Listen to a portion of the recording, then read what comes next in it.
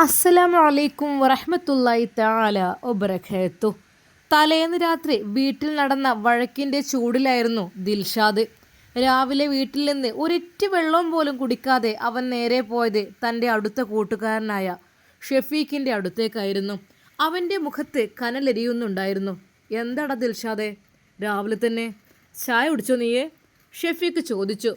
എനിക്ക് ചായയും വേണ്ട, ഒരു മണ്ണാങ്കട്ടിയും വേണ്ട. ദിൽഷാദ് കസാരയിലേക്ക് അമർന്നിരുന്നു. അവൻ തൻ്റെ ഫോൺ മേശപ്പുറത്തേക്ക് ശക്തിയായി വെച്ചു. എന്താടാ സംഭവം? എന്താ, നൂറയുമായി എന്തെങ്കിലും പ്രശ്നമുണ്ടോ? നൂറ, ആ പേര് നീ എൻ്റെ മുമ്പിൽ മിണ്ടരുത്, ദിൽഷാദ് വിറക്കുന്ന ശബ്ദത്തിൽ പറഞ്ഞു.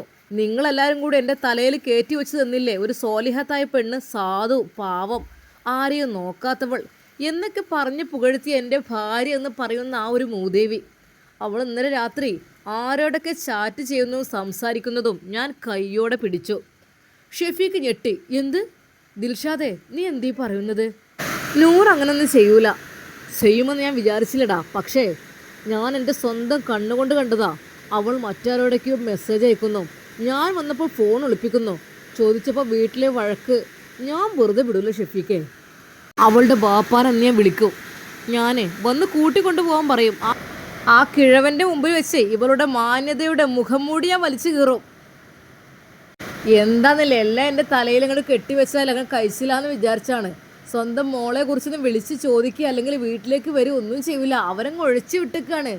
അത് എൻ്റെ തലയിൽ. എനിക്ക് ഇഷ്ടമല്ല. ഞാൻ ആദ്യമേ പറഞ്ഞിട്ടുണ്ട് ഈ ഒരു ഇതിനെനിക്ക് താല്പര്യമില്ല എന്നുള്ളത്. സുഖമില്ലാത്തൊരു പെണ്ണി എൻ്റെ തലയിൽ കെട്ടിവെച്ചതും പോരാ, ഇപ്പോൾ ഉള്ള ഇഷ്ടത്തിന് വേണ്ടാത്തതൊക്കെ കാണിക്കുന്നു എൻ്റെ വീട്ടിൽ വെച്ചിട്ട്. വലിച്ചു കീറും ഞാൻ, കൊന്നു തള്ളും ഞാൻ. എന്നാൽ അതാ ഷെഫീഖ് പതുക്കെ എഴുന്നേറ്റു. ദിൽഷാദ് ദേഷ്യം കൊണ്ട് ആകെ വിറക്കുകയാണ്. ഷെഫീഖ് എഴുന്നേറ്റ് വന്ന് ദിൽഷാദിൻ്റെ തോളിൽ കൈവച്ചു. അവൻ ശാന്തനായി ദിൽഷാദിനോട് സംസാരിക്കുവാൻ ശ്രമിച്ചു. എടാ ദിൽഷാദേ, നീ ഒന്ന് തണുക്ക്. ദേഷ്യം കൊണ്ട് കണ്ണ് കാണാതാവരുത്. ഏതൊരു മനുഷ്യനും തെറ്റ് പറ്റാം. ഇനിയിപ്പോൾ അവൾക്ക് എന്തെങ്കിലും തെറ്റ് പറ്റിയെന്നിരിക്കട്ടെ, അതൊരു വീടിൻ്റെ ഉമ്മറത്ത് വെച്ച് നാട്ടുകാരുടെ മുമ്പിൽ വെച്ച് പെണ്ണിനെ നാണം കെടുത്തുകയാണോ വേണ്ടത്? നമ്മൾ അവളെ വിളിച്ച് ഉപദേശിക്കുകയല്ലേ വേണ്ടത്? ഉപദേശിക്കാനോ? എന്തിന്? ദിൽഷാദ് ആക്രോശിച്ചു. മനുഷ്യരല്ലടോ, തെറ്റുകൾ സംഭവിക്കാം. വേറൊന്നും സംഭവിച്ചില്ലല്ലോ, ഒരു ചാറ്റിംഗ് അല്ലേ? ചാറ്റിങ്. ആദ്യം ചാറ്റിങ് തന്നെ ആയിരിക്കും, പിന്നെ എന്തൊക്കെ നടക്കണമെന്ന് ആർക്കറിയാം? ഞാൻ വീട്ടിലുണ്ടാവില്ലല്ലോ. അല്ലെങ്കിൽ ചെക്കന്മാരെ കാണുമ്പോൾ കുറച്ച് ഇത്തിരി ഇളക്കം കൂടുതലാണ്. ബാപ്പാനെ വിളിച്ച് കാര്യം പരസ്യമാക്കിയാലേ ആ കുടുംബത്തിൻ്റെ അവസ്ഥ എന്താകും? നീ ഒന്ന് ക്ഷമിക്കടാ. നീ ഒന്ന് ക്ഷമിക്ക്. ഇനിയൊരു തവണ ഇത് ആവർത്തിച്ചാൽ മാത്രം നടപടി എടുക്കാം. ഇപ്പോൾ നീ തിരിച്ച് വീട്ടിലേക്ക് പോ. മനുഷ്യരല്ലടാ, തെറ്റുകളൊക്കെ സംഭവിക്കാം. എങ്കിൽ ഒരു പ്രാവശ്യമല്ലേ ഇങ്ങനെ നീ കണ്ടിട്ടുള്ളൂ. എന്നാൽ ദിൽഷാദ് തലക്ക് പിടിച്ച ദേഷ്യം ഷെഫീഖിൻ്റെ വാദങ്ങളെല്ലാം കാറ്റിൽ പറത്തി. അതെ, അവനൊരു ഭ്രാന്തനായിരുന്നു. ഇല്ല, ഞാൻ പലതവണ ഇറക്കി വിടാൻ ശ്രമിച്ചു. ഓരോരുത്തരും ഒളിച്ചോടി പോകുന്നു. ഇത് അങ്ങനെയല്ല, വീട്ടിൽ വെച്ചാണ് ഓരോ പരിപാടി. ആദ്യം നിർത്തിക്കോളാം. ഇല്ലടാ, ഞാൻ ക്ഷമിക്കൂല. ക്ഷമിച്ചിട്ട് എനിക്ക് അവളുടെ കയ്യിൽ നിന്ന് ഇനിയും നാണം കെടാൻ വയ്യ. ബാപ്പാനെ മാത്രം വിളിച്ചാൽ പോരാ, നമ്മുടെ ഫ്രണ്ട്സ് ഗ്രൂപ്പിലും ഇത് ഞാൻ ഇടാൻ പോവുകയാണ്. നിങ്ങളൊക്കെ എന്നെയാണല്ലോ കുറ്റപ്പെടുത്തിയത്, ഇവളെ സപ്പോർട്ട് ചെയ്തത്. ഇപ്പോൾ കാണട്ടെ എല്ലാവരും. വേണ്ട ദിൽഷാദേ, അത് ചെയ്യരുത്. അത് വലിയ അനീതിയാണ്. ഷെഫീഖ് തടയാൻ നോക്കിയെങ്കിലും ദിൽഷാദ് ഫോണിൽ ടൈപ്പ് ചെയ്ത് കഴിഞ്ഞിരുന്നു. നിങ്ങളെല്ലാവരും തലയിലേറ്റി വെച്ച് എൻ്റെ ഭാര്യ നൂറയെ ഞാൻ ഇന്ന് കയ്യോടെ പൊക്കി. ഇനി പറയും ആരുടെ ഭാഗത്താണ് തെറ്റെന്ന്. എല്ലാവരും അവളെ സപ്പോർട്ട് ചെയ്ത് എന്നെ കുറ്റപ്പെടുത്തുകയായിരുന്നു. ഞാൻ അവളുടെ ബാപ്പാനെ വിളിച്ചു വരുത്താൻ പോവുകയാണ്. ഈ സന്ദേശം വോയിസായും നോട്ടായും ടെക്സ്റ്റായിട്ടും അവൻ ഗ്രൂപ്പിലേക്ക് അയച്ചു. എന്നാൽ ഷെഫീഖ് അത് ഡിലീറ്റ് ചെയ്യുവാൻ വേണ്ടി ശ്രമിച്ചു. നീ അങ്ങനെ ഡിലീറ്റ് ചെയ്താലോ? നോ, ഗ്രൂപ്പുകളിൽ ഇങ്ങനത്തെ കാര്യങ്ങൾ, കുടുംബകാര്യങ്ങൾ ചർച്ച ചെയ്യാൻ പാടില്ല. ഇത് നമ്മുടെ ഫ്രണ്ട്സുകൾ ഒരുപാടുണ്ട്. അവരൊക്കെ എന്ത് കരുതും? ഒന്നുമില്ലെങ്കിൽ ആ പെണ്ണിനെ തെറ്റിദ്ധരിക്കൂലേ? തെറ്റിദ്ധരിക്കണമെടാ. നൂറ് ഞാൻ അടിച്ച് ഞാൻ കൊല്ലും. അതും കൂടി ഞാൻ ഈ ഗ്രൂപ്പിലിടും, ആ ഫോട്ടോ. ഞാൻ ജയിലിൽ പോയാലും വേണ്ടിയില്ല. എടാ, നീ നിൻ്റെ ഭ്രാന്തൊന്നും ഒഴിവാക്ക് നിൻ്റെ തലയിലെ. അപ്പോൾ എനിക്കാണ് ഇപ്പോൾ ഭ്രാന്ത്. തെറ്റ് ചെയ്തതിൽ കുഴപ്പമില്ല. എല്ലാവരും കൂടി എന്നെക്കൊണ്ട് എന്നെ പറയിപ്പിക്കണ്ട. എൻ്റെ തലയിൽ കെട്ടിവെച്ചതും പോരപ്പോൾ തെറ്റ് ചെയ്തത് ഞാൻ ഏറ്റെടുക്കണോ? ഇനിയിപ്പോൾ അവൾ ഗർഭിണിയായി കഴിഞ്ഞാലും ഞാൻ ബാപ്പയെന്ന് പറഞ്ഞ് ഏറ്റെടുക്കേണ്ടി വരുമല്ലോ. എന്നാൽ ദിൽഷാദ് പറഞ്ഞു, സാരല്ല, നീ അങ്ങനൊന്നും അവൾ ചെയ്യൂല. Relax, cool down. എന്ത് റിലാക്സ്? അപ്പോഴേക്കും അതാ ഗ്രൂപ്പിൽ മെസ്സേജുകൾ വന്നു തുടങ്ങി. പരമാവധി ദിൽഷാദ് അതാ ഡിലീറ്റ് ചെയ്യുവാൻ ശ്രമിച്ചിട്ടും അവനത് പറ്റിയില്ല. അവനല്ലായിരുന്നു ആ ഗ്രൂപ്പ് അഡ്മിൻ. ഒരു പക്ഷേ ഗ്രൂപ്പ് അഡ്മിൻ അത് കണ്ടിരുന്നെങ്കിൽ ആ നിമിഷം ഡിലീറ്റ് ചെയ്യുവാൻ വേണ്ടി. എന്നാൽ അപ്പോഴേക്കും അതാ ഷെഫീക്ക് ഗ്രൂപ്പ് അഡ്മിനെ വിളിക്കുന്നു. എന്നാൽ അപ്പോഴേക്കും അവൻ ഫോണ് തട്ടിപ്പറിച്ച് വാങ്ങുകയും ചെയ്തു. മെസ്സേജ് ഗ്രൂപ്പിൽ വന്നതോടെ സുഹൃത്തുക്കളുടെ പ്രതികരണങ്ങൾ അതിവേഗം വന്നു തുടങ്ങി. ദിൽഷാദ് വിചാരിച്ചത് എല്ലാവരും തന്നെ അനുകൂലിക്കുമെന്നാണ്. എന്നാൽ സംഭവിച്ചത് മറിച്ചായിരുന്നു. സുഹൃത്തായ നബീൽ ഗ്രൂപ്പിൽ വോയിസ് മെസ്സേജ് അയച്ചു. ദിൽഷാദേ, നീ എന്ത് ഭ്രാന്താണ് ഈ കാണിക്കുന്നത്? ഒരു കുടുംബത്തിലെ പ്രശ്നം ഇങ്ങനെ ഗ്രൂപ്പിലിട്ട് അലക്കാനാണോ നിനക്ക് തോന്നിയത്? നൂറേ ഞങ്ങൾക്ക് അറിയാം, അവൾ നല്ല കുട്ടി തന്നെയാണ്. എന്തെങ്കിലും തെറ്റിദ്ധാരണ ഉണ്ടെങ്കിൽ സംസാരിച്ച് തീർക്ക്, അല്ലാതെ സ്വന്തം ഭാര്യ ഇങ്ങനെ നാട്ടുകാരുടെ മുമ്പിലിട്ട് നാണം കെടുത്തരുത്. എന്നാൽ മറ്റൊരു സുഹൃത്ത് പറയുന്നു, അത് ദിൽഷാദ്, നീ പെണ്ണിന് സംസാരിക്കാൻ ഒരു അവസരം കൊടുത്തോ? അവളുടെ ഭാഗം കേട്ടോ? അങ്ങനെയൊന്ന് ചാടി പുറപ്പെടരുത്. എന്തുകൊണ്ടാണ് ഇങ്ങനെയൊക്കെ സംഭവിച്ചത് നീ ശ്രദ്ധിച്ചോ? എല്ലാവരുടെയും പ്രതികരണം ദിൽഷാദിനെതിരായപ്പോൾ അവൻ കൂടുതൽ അസ്വസ്ഥനായി. അതേസമയം ദിൽഷാദ് അവളുടെ ബാപ്പക്ക് വിളിക്കുവാൻ നിൽക്കുമ്പോഴേക്കും അതാ ഷെഫീഖ് ചാടി വീണു. എടാ, നീ ഒന്ന് ക്ഷമിക്ക്. നീ ഇപ്പോഴത്തെ ഈ പ്രായമായ മാതാപിതാക്കളൊക്കെ ആയിരിക്കും. നീ ഇത്ര പെട്ടെന്ന് അതെ അവിടുത്തെ ഹാജിയര് അത്ര ദേഷ്യം കുറഞ്ഞ ആളൊന്നല്ല കേട്ടോ. അതെ, ദേഷ്യം മൂപ്പർക്കുണ്ട്, എനിക്ക് അതിലേറെ ഇരട്ടി ദേഷ്യമുണ്ട്. വേണ്ടാത്തിന് നിൽക്കണ്ട. എന്നാൽ ഷെഫീഖിൻ്റെ മുന്നറിയിപ്പുകളെയും അഭ്യർത്ഥനകളെയും പൂർണ്ണമായും തള്ളിക്കളഞ്ഞുകൊണ്ട് ദിൽഷാദ് നൂറയുടെ ബാപ്പക്ക് വിളിക്കുന്നു. നമ്പർ ഡയൽ ചെയ്തു. അവൻ്റെ ഉള്ളിൽ പകയും ക്രോധവും ഇരമ്പുകയായിരുന്നു. അപ്പുറത്ത് ഫോൺ ബെല്ലടിച്ചു. എന്നാൽ ഹസൻ സാഹിബ് ഫോൺ എടുത്തു. ഹലോ, ദിൽഷാദാണ് വിളിക്കുന്നത്. ഹലോ. ദിൽഷാദ് ഒട്ടും ആലോചിക്കാതെ അലറി. അതെ, പിന്നെയുണ്ടല്ലോ, നിങ്ങളെ മോള് കാട്ടിക്കൂട്ടിയ സംഭവങ്ങളൊക്കെ കാണണമെങ്കിലേ ഇങ്ങോട്ട് വന്നോളി. നിങ്ങൾ പരിശുദ്ധയാണ്, സോലിഹത്താണ് എന്നൊക്കെ പറഞ്ഞ് എൻ്റെ തലയിൽ കെട്ടിവെച്ച മോളുടെ എല്ലാ കള്ളത്തരങ്ങളും ഞാൻ കൈയോടെ പിടിച്ചിരിക്കുന്നു. വന്ന് കൊണ്ടുപോയിക്കോളി നിങ്ങളുടെ മോളെ, അല്ലെങ്കിൽ ഞാൻ അവളെ ചുട്ടുകൊല്ലും, കരുതിക്കോളി. ആ വാക്കുകൾ ഒരു ഇടുത്തിയ പോലെയാണ് ഹസൻ സാഹിബിൻ്റെ കാതുകളിൽ പതിച്ചത്. ദിൽഷാദേ, എന്താ ഈ എന്ന് മുഴുവനാക്കാൻ പോലും അദ്ദേഹത്തിന് കഴിഞ്ഞില്ല. കൈകൾ വിറച്ച് ഫോൺ താഴേക്ക് വീഴുന്നു. നെഞ്ചിൽ കൈവച്ച് അദ്ദേഹം ഉമ്മറത്തെ തറയിലേക്ക് ഊർന്നിരുന്നു. അല്ലാ! ബഹളം കേട്ട് അടുക്കളയിൽ നിന്ന് ഉമ്മ ഓടിയെത്തി. എന്തേക്കാ, എന്ത് പറ്റി? എന്ത് വീണത്? നമ്മുടെ മോള് നൂറ. ഹസൻ സാഹിബിന് വാക്കുകൾ തൊണ്ടയിൽ കുടുങ്ങി. നൂറക്കോ? അവൾക്ക് എന്താ? ആമിന ഉമ്മ പേടിയോടെ നിലത്ത് കിടന്ന ഫോൺ വേഗത്തിൽ കൈയെടുത്തു. ഹലോ ഹലോ, ദിൽഷാദോ? ഹലോ. ദിൽഷാദ് അപ്പുറത്തുനിന്ന് ഗർജിച്ചു. തള്ളേ, മോളെ വന്ന് എടുത്തുകൊണ്ട് പോക്. നിങ്ങളുടെ മോളുടെ എല്ലാ കള്ളത്തരങ്ങളും ഞാനിവിടെ പിടിച്ചിരിക്കുകയാണ്. ഇനി അവളെ അടുത്ത് ഇവിടെ നിർത്തണോ, അതോ ഞാൻ പുഴയിലെറിഞ്ഞ് കൊല്ലണോ? നിങ്ങൾക്ക് നിങ്ങളുടെ മോളെ ജീവനോടെ വേണമെങ്കിൽ എടുത്തുകൊണ്ട് പോയിക്കോളി. ഇനി ഒരു നിമിഷം അവളെ എൻ്റെ വീട്ടിൽ നിർത്തിയാൽ ജീവനോടെ നിങ്ങൾക്ക് അവളെ കാണാൻ കഴിയൂല. കോൾ കട്ടായി. ആമിന ഉമ്മയുടെ കൈകളിൽ നിന്ന് ഉതിർന്നു വീണ ഫോൺ. പഠിച്ചോനെ, എന്താ റബ്ബേ പറ്റിയത്? എൻ്റെ മോൾക്ക് എന്ത് പറ്റി? ആ ഉമ്മ വിതുമ്പി കരയാൻ തുടങ്ങി. എന്നാൽ കുറച്ചു സമയം നിശ്ചലനായിരുന്ന ഹസൻ സാഹിബിൻ്റെ കണ്ണുകളിൽ ദുഃഖത്തിന് പകരം ഒരു അഭിമാനിയുടെ ആത്മാഭിമാനം കത്തിപ്പടർന്നു. നെഞ്ചിലെ വേദന കടിച്ചമർത്തി അദ്ദേഹം എഴുന്നേറ്റു. കരയണ്ട ആമിന, നീ ഇറങ്ങ്, നടക്ക്. നമുക്ക് നമ്മളെ മോളെ പോയി കൂട്ടിക്കൊണ്ടുവരാം. ആ അലവലാതിയുടെ അടുത്ത് നിന്ന് എൻ്റെ മോളെ ഒരു നിമിഷം പോലും നീ നിർത്തണ്ട, വാ. ഫോൺ കോളിന് ശേഷവും ദിൽഷാദിൻ്റെ ദേഷ്യം അടങ്ങിയില്ല. അവൻ തൻ്റെ സുഹൃത്തുക്കളുടെ വാട്സപ്പ് ഗ്രൂപ്പിലേക്ക് ഒരു വോയിസ് മെസ്സേജ് കൂടി അയച്ചു. നിങ്ങളെല്ലാവരും കൂടി തലയിൽ വെച്ച് എൻ്റെ ഭാര്യ നൂറി ഞാൻ കയ്യോടെ പൊക്കി. ഇനി പറയും ആരുടെ ഭാഗത്താണ് തെറ്റുന്നത്? നിങ്ങളൊക്കെ അവളെ പിന്തുണച്ച് എന്നെ കുറ്റപ്പെടുത്തുകയായിരുന്നു. ഞാൻ ദാ അവളുടെ ബാപ്പാനോട് വന്ന് അവളെ കൂട്ടിക്കൊണ്ടുപോകാൻ പറഞ്ഞിട്ടുണ്ട്. വന്ന് കൂട്ടിക്കൊണ്ടുപോയില്ലെങ്കിൽ അവളെ ഞാൻ വെച്ച് പൊറുപ്പിക്കില്ല. പിന്നെ കയ്യും കാലും തലയും വേറൊരുത്തായിരിക്കും, കരുതിക്കോളി. ഷെഫീഖ് ദിൽഷാദിൻ്റെ കൈകളിൽ പിടിച്ച് തടയാൻ ശ്രമിച്ചു. എടാ ദിൽഷാദേ, നീ ഒരു കുടുംബം തകർക്കുകയാണ്. ആ പാവം ഉപ്പ ഒരു രോഗിയാണ്. നീ എന്തി ഭ്രാന്താണ് കാണിക്കുന്നത്? മാറി നിൽക്കടാ ഷെഫീഖെ. എൻ്റെ നാണം കെട്ടത് നീ കണ്ടില്ലേ? ഇനി ഞാനൊന്നും കേൾക്കില്ല. ദിൽഷാദ് തൻ്റെ വണ്ടിയെടുത്ത് വേഗത്തിൽ ഓടിച്ചു പോയി. അതിനിടയിൽ വാട്സപ്പ് ഗ്രൂപ്പിൽ സുഹൃത്തുക്കളുടെ സന്തോഷങ്ങൾ പ്രവഹിക്കാൻ തുടങ്ങി സന്ദേശങ്ങൾ. ദിൽഷാദ്, നിനക്ക് വട്ടായോ? പെണ്ണുങ്ങളുടെ കാര്യം ഇങ്ങനെ ഗ്രൂപ്പിലിട്ട് അലക്കാനാണോ നിനക്ക് തോന്നിയത്? നൂറ എന്ന പെൺകുട്ടി അങ്ങനെയൊന്നും ചെയ്യില്ല. അവളെ കണ്ടാൽ തന്നെ അറിയാം ഒരു പാവം പെണ്ണാണെന്ന്. ഇനിയിപ്പോൾ നിൻ്റെ ഭാഗത്തുള്ള തെറ്റുകൊണ്ട് എന്തെങ്കിലും സംഭവിച്ചതായിരിക്കും. ഒന്ന് ഉപദേശിച്ച് തിരുത്തേണ്ടതിന് പകരം സ്വന്തം ഭാര്യയെ നാണം കെടുത്താനും കൊല്ലുമെന്ന് ഭീഷണിപ്പെടുത്താനും നിനക്ക് എങ്ങനെ തോന്നി ദിൽഷാദെ? നീ ചെയ്യുന്നത് വലിയ തെറ്റാണ്.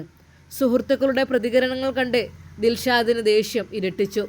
താൻ പറയുന്നത് ആരും വിശ്വസിക്കില്ലല്ലോ എന്ന ചിന്ത അവനെ കൂടുതൽ പ്രകോപിതനാക്കി.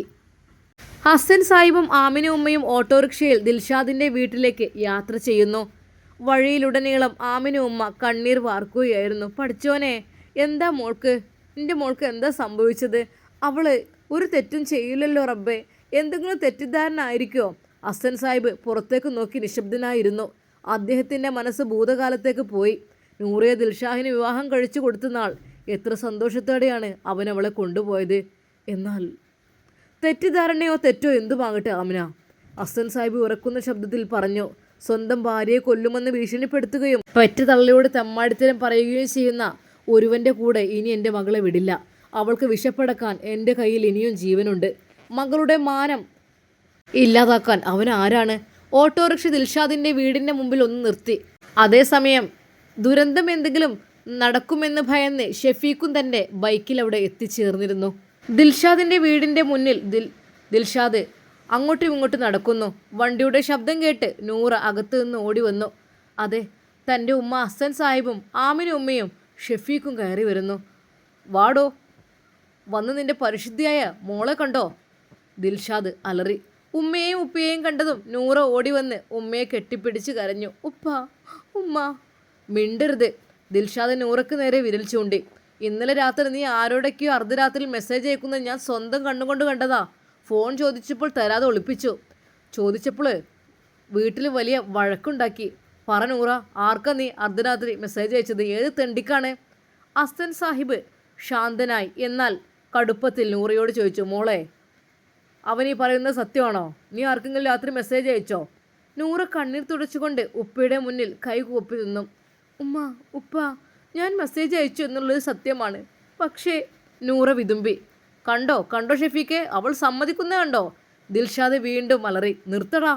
ഷെഫീഖ് ദിൽഷാദിനെ തടഞ്ഞു. അവൾ പറയട്ടെ ബാക്കി. നൂറ, നീ കാര്യം പറ. നൂറ തൻ്റെ മുറിയിലേക്ക് ഓടിപ്പോയി. അതെ, അവൾക്ക് എന്ത് പറയണമെന്ന് അറിയുന്നില്ല. അവളാകെ പേടിച്ച്. അപ്പോഴേക്കും അതാ ദിൽഷാദിൻ്റെ ഉമ്മ വന്നു. ആ, ഇങ്ങോട്ട് കയറിയിരിക്കുക, നിങ്ങൾ പുറത്തേക്കല്ലേ. എന്തിനാണ് അവറ്റകളെ കയറ്റുന്നത്? ഈ പിഴച്ചവളുടെ മാതാപിതാക്കൾ ഇങ്ങോട്ട് കയറ്റണ്ട. ശരിക്കും ദിൽഷാദിൻ്റെ വാക്കുകൾ കേട്ട ഹാജിയാർക്ക് അതാ കൈകൾ വിറച്ചു. എടാ എന്ന് പറഞ്ഞ് കൈകൾ ഓങ്ങിക്കൊണ്ട് അതാ ദിൽഷാദിൻ്റെ നേരെ തല്ലി കൊല്ലി. നിങ്ങളെ മോളങ്ങളൊന്നും ചെയ്യരുതേ. എന്നാലും നൂറ, ബാപ്പാൻ്റെ കുട്ടി എന്തെങ്കിലും തെറ്റ് ചെയ്തിട്ടുണ്ടോ? ശരിക്കും ആ പിതാവ് അല്പം ഉറക്കെ തന്നെ ചോദിച്ചു. ബാപ്പ, ഞാൻ. എന്നാൽ അതാ ഉമ്മ പെട്ടെന്ന് ഇറങ്ങി വന്നു ദിൽഷാദിൻ്റെ. അതെ, നിങ്ങളെല്ലാവരും കൂടി ഓളെ ചോദിച്ച് വിഷമിപ്പിക്കണ്ട. അവളെ ഫോണ് ശരിയാണ്, അവൾ ചാറ്റ് ചെയ്തതൊക്കെ ശരി തന്നെയാണ്. പക്ഷെ അവളൊരു പെണ്ണാണ്. ഒരാണിൻ്റെ സ്നേഹവും കരുതലൊക്കെ ഇല്ലെങ്കിലേ ഓട്ടോമാറ്റിക്കലി അങ്ങനെ കായിപ്പോകും. നൂറ് പേടിച്ച് വിറച്ച് നിൽക്കുകയാണ്. ദിൽഷാദിൻ്റെ ആരോപണങ്ങൾ കേട്ട് ഹസൻ സാഹിബിന് സ്വയം നിയന്ത്രിക്കാൻ കഴിഞ്ഞില്ല. ഉരുമ്പിട്ടോളെ, നീ എന്താടി കാട്ടിക്കൂട്ടിയത്? ആർക്കാടി നീ മെസ്സേജ് അയച്ചത്? ഹസൻ സാഹിബ് അലറിക്കൊണ്ട് നൂറയ്ക്ക് നേരെ പാഞ്ഞെടുത്തു. തൻ്റെ കുടുംബത്തിലെ മാനം കളഞ്ഞവൾ എന്ന ചിന്ത അദ്ദേഹത്തെ അന്ധനാക്കിയിരുന്നു. അദ്ദേഹം ഒരു കൈ ഓങ്ങിക്കൊണ്ട് അവളെ അടിക്കാൻ വരുന്നത് അതാ ആമിന ഉമ്മ മുന്നോട്ട് വന്ന് തടുക്കാൻ ശ്രമിച്ചു. വേണ്ടേക്ക, അവളെ തല്ലല്ലേ, അവളോട് കാര്യം ചോദിക്ക്, ആമിന ഉമ്മ കരഞ്ഞുകൊണ്ട് പറഞ്ഞു. എന്നാൽ ഹസൻ സാഹിബ് ആമിന ഉമ്മയെ തള്ളി മാറ്റി. അങ്ങോട്ട് മാറി നിൽക്കടി. ദിൽഷാദ് ഇതെല്ലാം കണ്ട് വശത്ത് കൈ കെട്ടി നിൽക്കുകയാണ്. തൻ്റെ സംശയങ്ങൾക്കൊരു ന്യായീകരണം കിട്ടിയതിൻ്റെ ആശ്വാസത്തിലായിരുന്നു അവൻ. നൂറയ്ക്ക് അടി കിട്ടുന്നത് കാണാൻ അവൻ കാത്തിരുന്നു. ഹസൻ സാഹിബിൻ്റെ കൈ നൂറയുടെ മുഖത്തേക്ക് വീഴാൻ പോകുന്നതിന് തൊട്ട് മുമ്പ് പെട്ടെന്നൊരാൾ അവർക്കിടയിലേക്ക് പാഞ്ഞു വന്നു. അതെ, ദിൽഷാദിൻ്റെ ഉമ്മ ഖദീജയായിരുന്നു. അവർ അതിവേഗം നൂറയെ പിടിച്ച് തൻ്റെ പിന്നിലേക്ക് മാറ്റി നിർത്തി. അവരുടെ കണ്ണുകളിൽ തീപ്പൊരി പാറുന്നുണ്ടായിരുന്നു. എന്തിനാണ് നിങ്ങൾ എല്ലാവരും കൂടി അവളെ ചീത്ത പറയുന്നത്, തല്ലിക്കൊല്ലാൻ നിൽക്കുന്നത്? ഖദീജ ഉമ്മ ഉറക്കെ ചോദിച്ചു. ആ ചോദ്യം കേട്ട് ഉമ്രത്തെ ബഹളം പെട്ടെന്ന് നിശ്ചലമായി. ദിൽഷാദും ഹസൻ സാഹിബും ഞെട്ടിപ്പോയി. എൻ്റെ കുട്ടി എന്ത് തെറ്റ് ചെയ്തു? എന്താണ് നിങ്ങളീ പറയുന്നത്? അവൾ എന്ത് തെറ്റാണ് ചെയ്തതെന്ന് ദിൽഷാദിന് അറിയാമത്രേ. അത് നിങ്ങൾക്കും അറിയണോ? ഒരു കാര്യം ഞാൻ പറഞ്ഞേക്കാം, ഇനി അവൾ എന്ത് തെറ്റ് ചെയ്താലും ശരി, അവളെ ഒരടി അടിക്കാൻ ഞാൻ സമ്മതിക്കില്ല. ഖദീജ ഉമ്മയുടെ ശബ്ദം അവിടെ ആകെ മുഴങ്ങി. ഉമ്മ നിങ്ങൾക്കെന്ത് ഭ്രാന്തി പിടിച്ചോ? ഇവൾ ചെയ്തത് എന്താണെന്ന് ദിൽഷാദ് ഇടപെടാൻ ശ്രമിച്ചു. മിണ്ടരുത് ദിൽഷാദെ, ഖദീജ ഉമ്മ അവനെ തടഞ്ഞു. നിങ്ങളെല്ലാവരും കൂടി അവളെ തല്ലി കൊന്നിട്ട് എന്തിനാ? അവൾ എന്ത് വലിയ അപരാധമാണ് ചെയ്തത്? ഖദീജ ഉമ്മ ഹസൻ സാഹിബിൻ്റെയും ദിൽഷാദിൻ്റെയും മുഖത്തേക്ക് നോക്കി. അവരുടെ വാക്കുകൾ അവിടെ കൂടിയിരുന്ന എല്ലാവരുടെയും ഹൃദയത്തിലേക്ക് തുളച്ചു കയറുന്നുണ്ടായിരുന്നു. എനിക്ക് നിങ്ങളോട് ചില കാര്യങ്ങൾ പറയാനുണ്ട്. ഖദീജ ഉമ്മ പറഞ്ഞു തുടങ്ങി. ബാപ്പമാരായാലും ഭർത്താക്കന്മാരായാലും കുറച്ച് മാനമര്യാദയൊക്കെ വേണം. ബാപ്പമാരാണെങ്കിൽ മക്കളുടെ മനസ്സറിഞ്ഞ് അവരുടെ സങ്കടങ്ങൾ കേട്ട് അവർക്കൊപ്പം നിൽക്കണം. ഭർത്താക്കന്മാരാണെങ്കിലും അങ്ങനെ തന്നെ വേണം. അല്ലെങ്കിൽ ഈ കുട്ടികൾ പല തെറ്റിലേക്കും വീണു പോകും. നൂറ വിതുമ്പി കരഞ്ഞുകൊണ്ട് ഖദീജ ഉമ്മയുടെ പിന്നിൽ പതുങ്ങി നിന്നു. അവളെ നിയന്ത്രിക്കുവാനും സ്നേഹിക്കുവാനും ആരുമില്ല. സങ്കടങ്ങൾ വന്നാൽ ഒന്ന് ആശ്വസിപ്പിക്കുവാൻ പോലും ആരുമില്ല. എൻ്റെ മോൻ ദിൽഷാദ്, അവനൊന്ന് അവളെ ചേർത്ത് പിടിച്ചിരുന്നെങ്കിൽ അവൾക്ക് ഈ ഗതി വരില്ലായിരുന്നു. ഖദീജ ഉമ്മയുടെ ശബ്ദമിടറി. എനിക്ക് നന്നായിട്ടറിയാം, ദിൽഷാദ് ഒരു സ്നേഹത്തോടെ അവൾ ഒന്ന് നോക്കിയിരുന്നെങ്കിൽ, സ്നേഹത്തോട് ഒരു വാക്ക് പറഞ്ഞിരുന്നെങ്കിൽ അവളുടെ സങ്കടങ്ങളെല്ലാം അവൾ അവനോട് തന്നെ പറയുമായിരുന്നു. പക്ഷേ ഇവിടെ എന്തുണ്ടായത്? കല്യാണം കഴിഞ്ഞത് മുതൽ അവളുടെ വീട്ടുകാരായ നിങ്ങളും അവളെ തിരിഞ്ഞു നോക്കിയിട്ടില്ല. ഒരു ഫോൺ വിളി പോലുമില്ല. പിന്നെ ഇവിടെ എൻ്റെ മോൻ ദിൽഷാദും അങ്ങനെ തന്നെ. ഭർത്താവിൻ്റെ സ്നേഹവും കിട്ടുന്നില്ല, സ്വന്തം വീട്ടുകാരുടെ കരുതലും കിട്ടുന്നില്ല. ഖദീജ ഉമ്മ ദിൽഷാദിനെ നോക്കി പറഞ്ഞു. സ്വാഭാവികമായിട്ടും ഈ പെൺകുട്ടിക്ക് സങ്കടങ്ങളും ഒറ്റപ്പെടലും ഉണ്ടാകും. തൻ്റെ സങ്കടങ്ങൾ പറയാൻ ഒരാളുണ്ടെങ്കിൽ അവൾ അത് തുറന്നു പറയും. അതിലിപ്പോൾ എന്താ ഇത്ര തെറ്റ്? ഖദീജ ഉമ്മയുടെ വാക്കുകൾ കേട്ട ഹസൻ സാഹിബ് തല താഴ്ത്തി നിന്നു. ദിൽഷാദിന് മറുപടി ഉണ്ടായിരുന്നില്ല. അതെ, അത് നിങ്ങളുടെയൊക്കെ കഴിവുകേട് കൊണ്ട് തന്നെയാണ് സംഭവിച്ചത്. ഖദീജ ഉമ്മ തുടർന്നു. ദിൽഷാദ് എൻ്റെ മോനാണ്, ഇവളുടെ ഭർത്താവുമാണ്. അവൾക്ക് ഈ അവസ്ഥ വന്നതെങ്കിൽ ഏറ്റവും വലിയ പങ്ക് എൻ്റെ മോൻ്റെ കഴിവുകേട് തന്നെയാണ്. അവൾക്ക് ഏറ്റവും സ്നേഹവും സുരക്ഷിതത്വവും കൊടുക്കാൻ അവന് കഴിഞ്ഞില്ല. ഇനി ഇതൊന്നും പറഞ്ഞിട്ട് കാര്യമില്ല. ഇനി ഇതൊക്കെ പറഞ്ഞിട്ട് എന്ത് കാര്യമാണ്? പക്ഷേ ഇനി അവളെ ഒന്ന് ആരും തൊട്ടു പോകരുത്. ആ ഉമ്മയുടെ വാക്കുകൾ അവിടെ കൂടിയവരെല്ലാം ഞെട്ടലോടെയാണ് കേട്ടത്. അവളുടെ മാനസികാവസ്ഥയോ ഏകാന്തതയോ മനസ്സിലാക്കാൻ ദിൽഷാദ് ഒരിക്കലും ശ്രമിച്ചിട്ടില്ല. ഹസൻ സാഹിബും തൻ്റെ തെറ്റ് മനസ്സിലാക്കി. മകളെ വിവാഹം കഴിച്ചയച്ച ശേഷം അവളുടെ കാര്യങ്ങൾ അന്വേഷിക്കുവാനോ അവൾക്ക് താങ്ങായി നിൽക്കാനോ തനിക്ക് കഴിഞ്ഞില്ല എന്ന കുറ്റബോധം അദ്ദേഹത്തെ അലട്ടി. നൂറ കണ്ണീരോടെ ഖദീജ ഉമ്മയെ കെട്ടിപ്പിടിച്ചു. തൻ്റെ സങ്കടങ്ങൾ മനസ്സിലാക്കാൻ സ്വന്തം ഭർത്താവോ ഉപ്പയോ ഒന്നും ഉണ്ടായില്ലെങ്കിലും ഈ ഉമ്മ തനിക്കൊപ്പമുണ്ടല്ലോ എന്നുള്ള ആശ്വാസം അവൾക്കുണ്ടായി. എന്നാൽ ഈ നിമിഷം അതാ ഖദീജ ഉമ്മ ചില കാര്യങ്ങൾ പറഞ്ഞു. അതെ, ഇങ്ങക്കാർക്കും ഈ മോളെ വേണ്ടാന്നുണ്ടെങ്കിൽ ഞാനൊരു കാര്യം കണ്ടിട്ടുണ്ട്. ഒരു നിമിഷം എല്ലാവരും ഞെട്ടി. എന്താ എന്നുള്ള രീതിയിൽ, എന്താ നിങ്ങൾക്ക് കൊണ്ടുപോകണം മോളെ വീട്ടിലേക്ക്? കൊണ്ടുപോയിക്കോളൂ, ഞാൻ ഒരിക്കലും എതിര് പറയില്ല. പക്ഷേ ഞാൻ തോന്നുമ്പോൾ അവളെ കൊണ്ടുവരും. എൻ്റെ മനസ്സിലും ചിലതൊക്കെ ഉണ്ട്. അല്ലാതെ അവൾ ഞാൻ ഒരിക്കലും ഒരു പാഴ്വസ്തുവായി വീട്ടിലിടൂല, ഉറപ്പാണ്. എന്നാൽ അതാ അവളുടെ ഉമ്മ പറഞ്ഞു, മോളെ നമുക്കിന്ന് വീട്ടിലേക്ക് പോകാം. കൊണ്ടോയിക്കോളി, ഓളെ ഉപദ്രവിക്കാനും പാടില്ല, നിങ്ങളോളെ ചീത്ത പറയാനും പാടില്ല. എൻ്റെ മനസ്സിലും ചിലതൊക്കെ ഉണ്ട്. എനിക്കൊന്നും പറയാനില്ല, നിങ്ങൾ പോയിക്കോളി. ഇപ്പം മോള് പോയിക്കോ. സങ്കടത്തോടെ അവളതാ വീട്ടിൽ നിന്ന് ഇറങ്ങുകയാണ്. എന്നാൽ ദിൽഷാദ് ഒരു നിമിഷം അത് നോക്കി നിന്നു. എല്ലാവരുടെയും ഇടയിൽ വെച്ച് അവളെ വഷളാക്കി. ശരി തന്നെയാണ്, ഇനിയിപ്പോൾ ഏതായാലും പോട്ടെ, പോട്ടെ, എനിക്കിപ്പോൾ എന്താ ഇവിടെ നിന്ന് ഒഴിഞ്ഞു കിട്ടുമല്ല എന്താ. എന്നാൽ അതാ ദിൽഷാദിൻ്റെ ഉമ്മ പറഞ്ഞു, നിങ്ങളിപ്പോൾ പോകണത് കുഴപ്പമില്ല, പക്ഷെ ഞാൻ വിളിക്കുമ്പോൾ എനിക്ക് എൻ്റെ കുട്ടിയെ തിരിച്ചു തരണം, അതേ എനിക്ക് പറയാനുള്ളൂ. എന്നാൽ ആ ഓട്ടോറിക്ഷയിൽ തന്നെ അതാ അവളെ നൂറയെ കൊണ്ടുപോവുകയാണ് വീട്ടിലേക്ക്. പോകുമ്പോൾ ഖദീജ ഉമ്മ അവളെ കെട്ടിപ്പിടിച്ച് വിതുമ്പി കരഞ്ഞു. മോളെ, ഉമ്മൻ്റെ കുട്ടിക്കാരേണ്ടട്ടാ, ഉമ്മ ഉണ്ടാവും കൂടെ, എനിക്ക് എല്ലാത്തിനും ഉമ്മ ഉണ്ടാവും, ഇത് നോക്കിക്കോ. സന്തോഷത്തോടെ സ്നേഹത്തോടെ കണ്ണീരോടെ അവളെ അതാ ആ ഉമ്മ യാത്ര അയച്ചു. ഇൻഷാ അല്ലാഹ് നമുക്കിതിൻ്റെ ബാക്കി ഭാഗം നാളെ കാണാം. അതെ, ഇനി അവളുടെ ജീവിതത്തിൽ എന്ത് സംഭവിക്കും നമുക്ക് കാത്തിരുന്ന് കാണാം.